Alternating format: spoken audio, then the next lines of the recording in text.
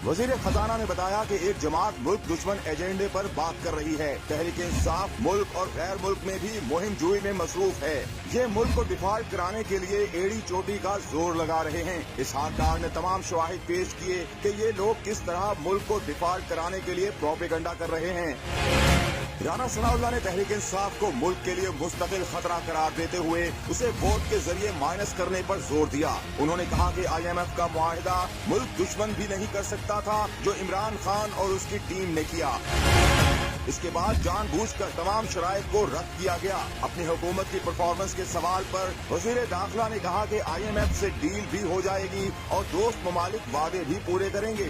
जनवरी में $3 अरब भी मिलेंगे। दहशतगर्दी पर बात करते हुए वजीर दाखिला बोले कि हमारी मुसल्लह अफवाज और अस्करी क़यादत का मुसम्मम इरादा है कि जहां दहशतगर्द आ चुके हैं उन्हें क्लियर किया जाएगा।